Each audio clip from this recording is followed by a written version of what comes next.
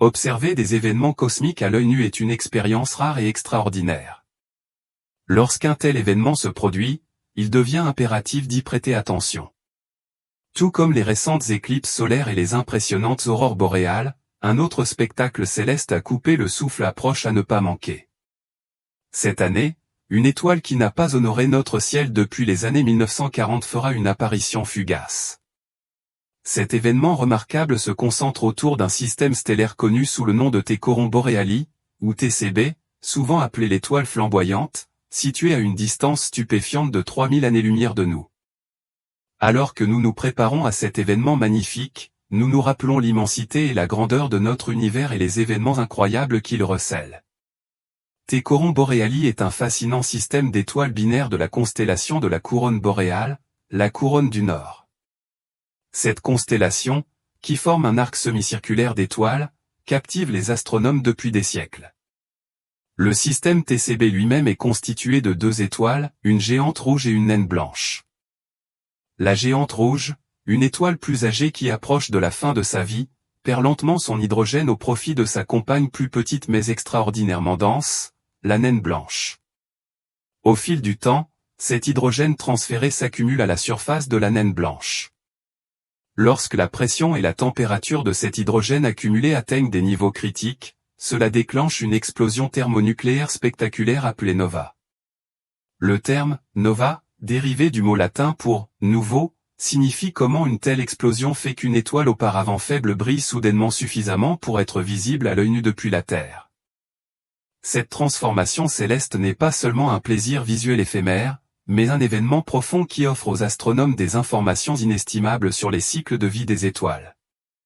L'étoile Blaze a un historique de telles explosions, avec des événements notables enregistrés en 1217, 1787, 1866 et 1946. Chacune de ces éruptions a brièvement illuminé le ciel nocturne avant de disparaître dans l'obscurité. L'excitation entourant la nova attendue de cette année est alimentée par les schémas et comportements observés au sein du système TCB. Depuis 2016, les astronomes ont détecté une activité accrue suggérant une nova imminente. Cette activité accrue est marquée par l'accumulation d'hydrogène sur la naine blanche, conduisant à une baisse de luminosité avant l'éruption, un signe précoce de l'événement explosif à venir. Étant donné que la distance jusqu'à T-Coron Boreali est d'environ 3000 années-lumière, la lumière dont nous serons témoins aujourd'hui s'est en fait éloignée du système stellaire il y a environ 3000 ans. Cela fait de la prochaine nova non seulement un phénomène astronomique, mais aussi un événement historique, un lien tangible avec une époque révolue. Observer une telle nova à l'œil nu est une opportunité rare et extraordinaire, un cadeau cosmique qui nous permet d'entrevoir les processus dynamiques de l'univers sans avoir besoin de télescopes ou d'équipements sophistiqués. Lorsque la TCB entrera en éruption, elle se manifestera sous la forme d'une nouvelle étoile brillante dans la constellation de la couronne boréale, visible pendant environ une semaine. Cet événement céleste est comparable à d'autres phénomènes spectaculaires comme les éclipses solaires et les aurores boréales, qui captivent et inspirent l'admiration dans le monde entier. Bien que le moment exact de la nova reste incertain, les astronomes prévoient qu'elle se produira entre aujourd'hui et la fin de 2024, avec une forte probabilité d'ici septembre. Le fait que nous assistions seulement à cet événement aujourd'hui, 3000 ans après son apparition, souligne l'immensité de l'espace et du temps et la beauté complexe de la conception de l'univers. Ce spectacle nous rappelle profondément la nature intemporelle de Dieu, telle que nous la trouvons dans 2 Pierre 3h8, mais ne perdez pas de vue, bien-aimés, ceci, c'est que, devant le Seigneur, un jour est comme 1000 ans, et 1000 ans sont comme un jour. Ce verset souligne que la perception du temps par Dieu est très différente de la nôtre, ce qui nous apparaît comme une éternité n'est pour lui qu'un instant fugace. La nova que nous sommes sur le point d'observer témoigne de la toute-puissance de Dieu et du fonctionnement complexe de sa création. Le fait que cet événement se soit produit il y a environ 3000 ans et que nous ne fassions l'expérience de sa lumière qu'aujourd'hui met en évidence la transcendance et la supériorité de Dieu. Il opère au-delà des limites de notre compréhension humaine limitée, rendant toute tentative de saisir pleinement sa nature dans nos esprits limités en fin de compte vaine. Deutéronome 29, 29 nous rappelle, « Les choses cachées sont à l'Éternel, notre Dieu, les choses révélées sont à nous et à nos enfants pour toujours, afin que nous mettions en pratique toutes les paroles de cette loi. » De même, Ésaïe 55, 8-9 affirme, « Car mes pensées ne sont pas vos pensées, et vos voix ne sont pas mes voix, dit l'Éternel. Autant les cieux sont élevés au-dessus de la terre, autant mes voix sont élevées au-dessus de vos voix, et mes pensées au-dessus de vos pensées. » Ces versets soulignent que la compréhension et les plans de Dieu dépassent de loin la compréhension humaine. Dieu n'est pas simplement une version glorifiée de l'humanité, il est infiniment au-delà de nos plus hautes imaginations. Nos tentatives pour comprendre ses voies sont comparables à des enfants jouant au bord d'une mer incommensurable, incapables d'en sonder les profondeurs. Notre esprit humain se débat avec le concept d'éternité, s'efforçant d'imaginer un être qui a existé au-delà des limites du temps. Une question profonde que j'espère poser au Seigneur au ciel est, Dieu, qu'as-tu fait dans l'éternité passée, avant la création des anges ou de l'univers? Avant la création, avant les cieux et la terre, avant les étoiles, la lune et toutes les planètes, Dieu existait. Il transcende toute notre compréhension. Dieu n'a pas besoin d'un lieu ou d'une planète, il n'a pas besoin d'oxygène ou de création pour exister. Pourtant, il existe d'éternité en éternité, d'âge en âge. Nous, en revanche, sommes liés par notre besoin d'un endroit où vivre, d'une planète où habiter et d'oxygène pour respirer. Notre existence même dépend de la création.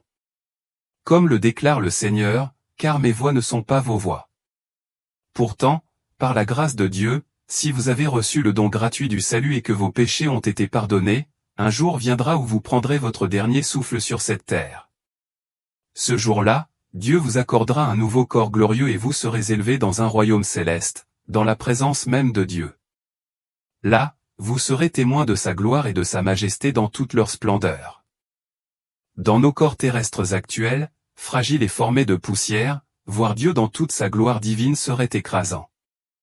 La Bible nous dit que personne ne peut voir Dieu et vivre, l'éclat de sa sainteté et de sa pureté serait trop fort pour nos formes humaines pécheresses et corrompues. Mais un jour, par la grâce de Dieu, vous rendrez votre dernier souffle sur terre, et il vous conduira en sa présence. À ce moment-là, vous n'aurez plus besoin du monde physique ou de l'air pour respirer. Vous contemplerez Dieu Tout-Puissant lui-même. Une idée fausse courante parmi les chrétiens et les gens en général est de considérer Dieu comme un simple humain glorifié. La Bible utilise des termes comme « l'Esprit de Dieu » pour exprimer son intelligence suprême, les « mains de Dieu » pour illustrer sa puissance, les « oreilles de Dieu » pour montrer sa capacité à entendre, et les « yeux du Seigneur » pour indiquer sa nature omnisciente. Ce sont des métaphores. Ce sont des moyens de nous aider à saisir certains aspects de la nature de Dieu en des termes que nous pouvons comprendre, mais ils ne parviennent pas à saisir sa véritable essence.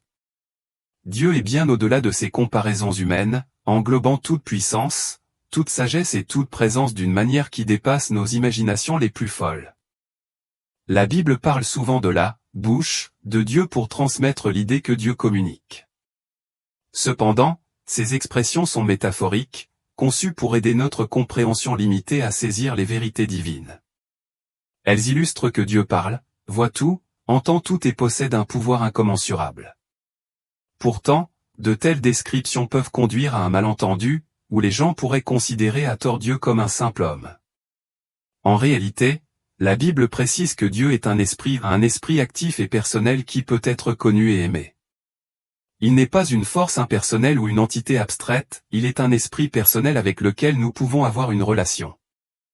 Dieu n'est pas, ça, ou, une chose, il est une présence personnelle, un Père aimant vers lequel même le plus pécheur peut se tourner et recevoir le pardon. Il est vraiment stupéfiant de penser que des pécheurs méchants peuvent en venir à le connaître et voir leurs péchés pardonnés. Avoir ses péchés pardonnés et être rempli du Saint-Esprit est une bénédiction profonde. Lorsque l'Esprit de Dieu demeure en nous, nous sommes transformés en de nouvelles créations. Notre attention se déplace des choses de la chair et du monde matériel vers un profond désir de le connaître plus intimement. L'apôtre Paul a exprimé ce désir lorsqu'il a dit « Afin que je le connaisse », capturant l'essence du véritable désir des saints, une connaissance profonde et personnelle de Dieu. La Bible fournit des exemples d'individus qui ont développé de telles relations intimes avec Dieu. L'un des plus remarquables est Moïse, qui avait une relation unique et profonde avec Dieu.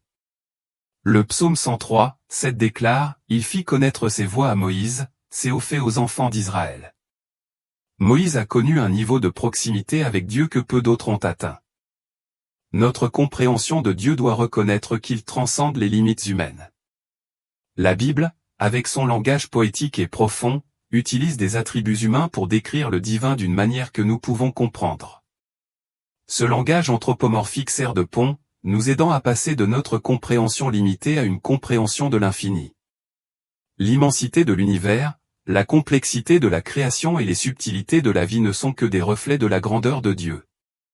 Comme nous le dit Ésaïe 55, 8-9, les voies de Dieu ne sont pas simplement différentes des nôtres, elles opèrent à une échelle qui dépasse entièrement la compréhension humaine. Les voies et les pensées de Dieu sont en effet aussi élevées que les cieux sont au-dessus de la terre. Cette disparité n'est pas seulement une différence de degré, mais une distinction fondamentale de nature. Lorsque nous parlons de l'intelligence, de la puissance, de la vision et de l'ouïe de Dieu, nous utilisons des termes qui nous sont familiers. Cependant, ces descriptions ne parviennent pas à saisir la vraie nature de Dieu. Son intelligence n'est limitée ni par le temps, ni par l'espace, ni par la matière, et sa puissance n'est pas simplement une force physique, mais la force même qui soutient toute existence. Sa vision et son ouïe ne sont pas des fonctions sensorielles, mais représentent son omniscience, une conscience qui englobe tout et qui pénètre les secrets les plus profonds et les vérités les plus cachées. La tendance à décrire Dieu en termes humains est une limitation imposée par notre langage et notre imagination. Les Écritures déclarent clairement que Dieu est esprit. Cet esprit n'est pas une force impersonnelle, mais une présence personnelle, relationnelle et intime. C'est un esprit qui désire une relation avec sa création, qui aime et se soucie profondément, et qui a tendu la main à l'humanité tout au long de l'histoire de diverses manières. L'orgueil humain nous pousse souvent à confiner Dieu dans les limites de notre compréhension. Nous essayons de saisir et de contrôler notre connaissance de lui, croyant que si nous pouvons l'expliquer, nous pouvons gérer notre relation avec lui. Cette impulsion à enfermer Dieu dans des limites reflète notre désir de certitude et de contrôle. Pourtant, la nature même de Dieu défie de telles contraintes.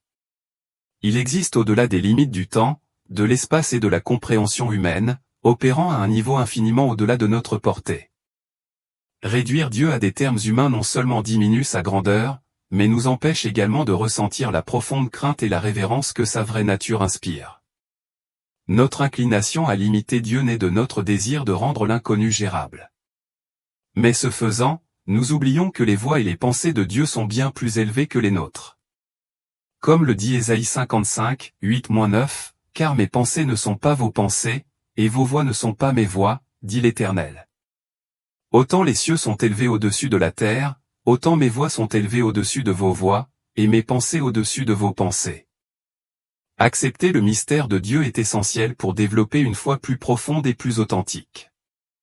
Cela exige de l'humilité et la reconnaissance que nous ne sommes pas le centre de l'univers, mais que c'est Dieu.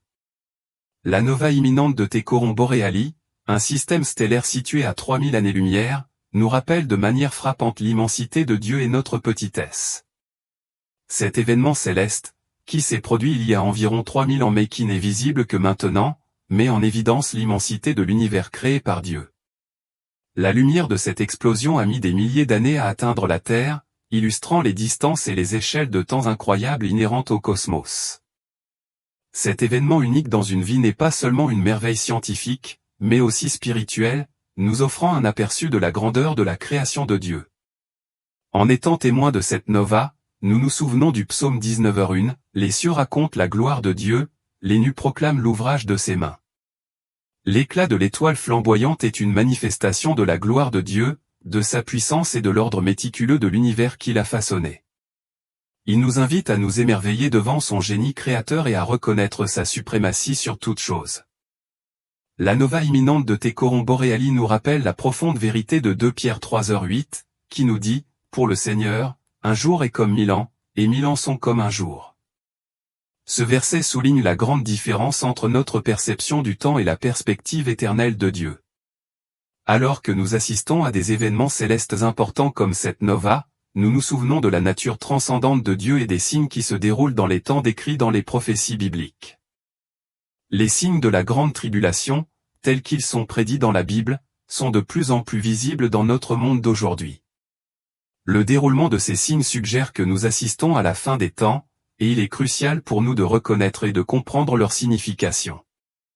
La Bible fournit des indicateurs clairs de la grande tribulation qui approche, l'un des plus importants étant la prévalence des guerres et des rumeurs de guerre.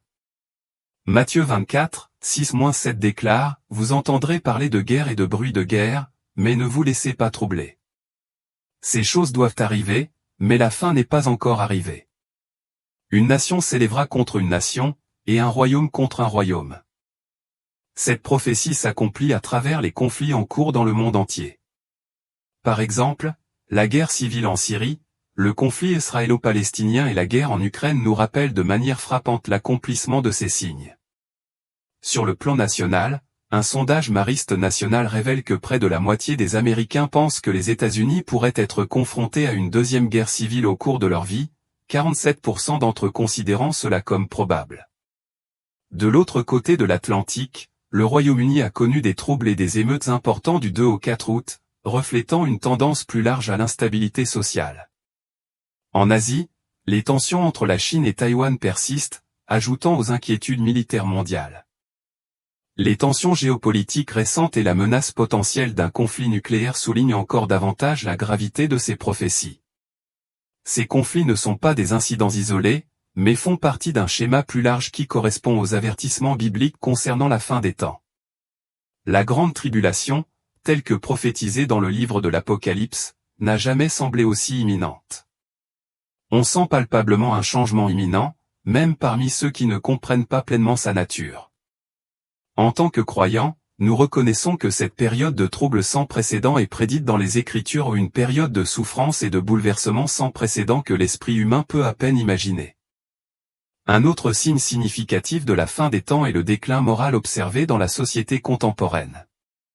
2 Timothée 3, 1-5 nous avertit, « Sache que, dans les derniers jours, il y aura des temps difficiles.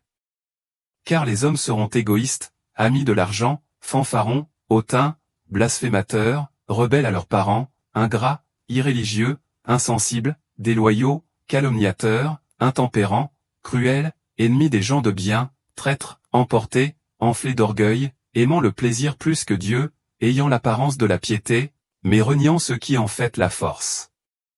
Éloigne-toi de ces hommes-là. » Ce passage décrit le déclin moral et spirituel qui caractérise les derniers jours, une condition que nous pouvons observer dans de nombreux aspects de la vie moderne. La montée de l'égocentrisme, du matérialisme et le manque de spiritualité authentique sont des indicateurs clairs que nous approchons de la grande tribulation. En tant que croyants, il est essentiel de rester vigilant, de discerner et de rester ancré dans la foi, de comprendre l'époque dans laquelle nous vivons et de nous préparer aux défis et à l'accomplissement ultime des prophéties bibliques. Les preuves du déclin moral deviennent de plus en plus évidentes et répandues. Nous assistons à une profonde transformation des valeurs sociétales, où même ceux qui occupent des postes d'autorité inversent les normes morales traditionnelles, appelant ce qui est bien, mal, et ce qui est mal, bien. Ce que Dieu considère comme immoral est désormais souvent célébré et approuvé par notre culture. Ce renversement met en évidence la profondeur de la chute morale de notre société. Le monde d'aujourd'hui reflète, et à certains égards, dépasse, la dépravation morale du temps de Noé, la corruption de Sodome et Gomorrhe et la méchanceté de Babylone. Des problèmes croissants tels que l'escalade du taux de divorce, la toxicomanie galopante et l'acceptation de modes de vie immoraux signifient un déclin marqué des valeurs chrétiennes traditionnelles. Cette érosion morale indique sans équivoque la réalité selon laquelle nous vivons les derniers jours. Dans 2 Timothée, l'un des traits de caractère décrit est celui de « mépriser les gens de bien ». Nous constatons une hostilité croissante envers la justice dans notre pays et dans les pays historiquement chrétiens. Il existe des cas documentés où des personnes ont été empêchées par les autorités de prier en public, alors qu'elles n'avaient causé aucun trouble. Un autre trait important mentionné dans ce passage est celui des blasphémateurs. Il est difficile de se souvenir d'une génération plus ouvertement blasphématrice que la génération actuelle. Par exemple, la cérémonie d'ouverture des Jeux Olympiques a récemment inclus une représentation irrespectueuse de Jésus-Christ et moquée de la scène lors d'un événement très médiatisé. Des émissions comme South Park présentent systématiquement un contenu blasphématoire contre le christianisme, et la série télévisée Lucifer, humanise et sympathise avec le diable, glorifiant de fait les personnages les plus malveillants de l'histoire biblique. Chers frères et sœurs, les signes de la fin des temps sont indéniables. Nous assistons au dévoilement du livre de l'Apocalypse et aux douleurs de l'enfantement qui précèdent le retour de notre Seigneur Jésus-Christ. Les preuves tangibles du début des douleurs sont partout autour de nous. La désintégration des structures familiales, la montée des crimes violents et la sécularisation croissante de nos sociétés sont autant de signes d'un éloignement radical des fondements moraux qui ancraient autrefois le comportement humain. La grande tribulation se profile à l'horizon. Le tissu moral de notre société se défait, les valeurs familiales traditionnelles, qui étaient autrefois le fondement d'une communauté stable, étant érodées par l'augmentation du taux de divorce et la normalisation de modes de vie qui défient les enseignements bibliques. Les signes sont clairs et indéniables. Nous vivons actuellement à une époque où les valeurs traditionnelles sont bouleversées, le bien est étiqueté comme étant le mal, et le mal est salué comme étant le bien. Cette profonde inversion des normes morales est un accomplissement direct de la prophétie biblique, signalant que nous vivons indéniablement les derniers jours. Nous sommes dans une période de guerre spirituelle intense, où les forces des ténèbres sont de plus en plus audacieuses et agressives. En tant que croyants, il est impératif que nous restions vigilants, inébranlables dans notre foi et prêts à affronter les épreuves qui nous attendent. Les signes sont indéniables, le retour de notre Seigneur Jésus-Christ est imminent. Nous devons être résolus dans nos convictions et continuer à rayonner la lumière de la vérité dans un monde de plus en plus enveloppé de ténèbres. En effet, le monde est en train de sombrer dans un abîme de décadence morale et spirituelle, sans précédent dans notre vie. Nous sentons que quelque chose de profondément surnaturel se profile à l'horizon, quelque chose d'inédit et de transformateur. La Bible nous avertit que les derniers jours seront marqués par une tromperie sans précédent. La tromperie envahira tous les aspects de la vie, car les gens tromperont les autres tout en étant eux-mêmes trompés. Ce phénomène est déjà là. La confiance s'érode partout, les hommes politiques qui font de grandes promesses pendant leur campagne font souvent le contraire une fois au pouvoir. Les institutions gouvernementales et les médias grand public, autrefois des sources fiables, sont de plus en plus considérés avec scepticisme. La méfiance du public à l'égard des médias grand public est à son comble, et cette méfiance s'étend à ceux avec qui nous interagissons quotidiennement, collègues, voisins, membres de la famille et amis. La prévalence du mensonge et de la tromperie ne se limite pas à un seul pays, mais constitue une épidémie mondiale. Avec l'essor de l'intelligence artificielle, nous sommes désormais confrontés à une réalité où même ce que nous voyons de nos propres yeux peut être manipulé et falsifié. La technologie de l'IA a progressé au point de créer des événements entièrement fictifs qui semblent réels, ce qui suscite des inquiétudes quant à la sophistication de cette technologie dans un avenir proche. La Bible prévient clairement que les derniers jours seront caractérisés par une tromperie sans précédent. L'Apocalypse révèle que cette tromperie ouvrira la voie à la montée de l'Antéchrist, du faux prophète, d'un gouvernement mondial, d'une religion universelle et du système de la marque de la bête. La grande tribulation approche et il est crucial pour nous, chrétiens, de saisir pleinement sa gravité. Notre Seigneur Jésus a averti dans Matthieu 24h22, si ces jours n'étaient abrégés, personne ne serait sauvé, mais, à cause des élus, ces jours seront abrégés. La gravité de ces temps dépasse notre compréhension actuelle et nous devons rester vigilants et préparés à l'approche de ces défis sans précédent. Pendant la grande tribulation, Apocalypse 9h6 prophétise, en ces jours-là, les hommes chercheront la mort et ne la trouveront pas, ils désireront mourir, et la mort fuira loin d'eux. Ce passage décrit le terrible jugement de la 5e trompette, où une étoile tombée du ciel est souvent interprétée comme un ange déchu où Satan lui-même reçoit la clé de l'abîme. Lorsque cet abîme s'ouvre, il libère un nuage de fumée et des essaims de sauterelles qui obscurcissent le ciel et infligent des tourments à ceux qui n'ont pas le sceau de Dieu sur leur front. Ces sauterelles piquent comme des scorpions, provoquant des douleurs atroces pendant 5 mois sans provoquer la mort. L'agonie sera si intense que les gens chercheront désespérément la mort, pour finalement découvrir qu'elle leur échappe. Cela implique une intervention surnaturelle qui suspend le processus naturel de la mort, intensifiant la souffrance au-delà de tout ce qui a été vécu auparavant. La grande tribulation sera une période de détresse et de souffrance sans précédent, bien au-delà de tout précédent historique. Un autre signe crucial de cette époque est la montée des faux prophètes et des messies autoproclamés. Matthieu 24h4 nous avertit, « Car il s'élèvera de faux messies et de faux prophètes, ils feront de grands prodiges et des prodiges au point de séduire, s'il était possible, même les élus. » À notre époque, nous assistons à une montée en puissance de dirigeants religieux et de mouvements trompeurs qui déforment les enseignements bibliques à leur profit. Ces faux prophètes modernes exploitent les personnes vulnérables, égarant beaucoup de personnes avec des promesses de richesse et de fausses assurances. Leur prolifération est un accomplissement direct de la prophétie biblique et indique une période profonde de tromperie spirituelle. De tels personnages sont des marqueurs clairs de la guerre spirituelle dans laquelle nous sommes engagés aujourd'hui. L'instabilité économique et les progrès technologiques qui correspondent à la prophétie de la marque de la bête sont également des indicateurs significatifs. Apocalypse 13, 16-18 déclare, « Elle a aussi contraint tous les hommes, grands et petits, riches et pauvres, libres et esclaves, à recevoir une marque sur leur main droite ou sur leur front, afin qu'ils ne puissent ni acheter ni vendre sans cette marque. » Les progrès technologiques, notamment l'intelligence artificielle, les vastes bases de données et le développement potentiel d'une monnaie numérique mondiale, correspondent aux exigences nécessaires à l'accomplissement de cette prophétie. La numérisation croissante des transactions économiques et l'essor des technologies de surveillance laissent présager la réalisation de cette prophétie. La tendance vers des sociétés sans argent liquide et un plus grand contrôle des activités économiques s'aligne étroitement sur les avertissements bibliques concernant la marque de la bête et la perte imminente des libertés individuelles. Ces signes, interprétés à la fois par les Écritures et par les événements mondiaux contemporains, indiquent que la grande tribulation approche comme l'a prédit la Bible.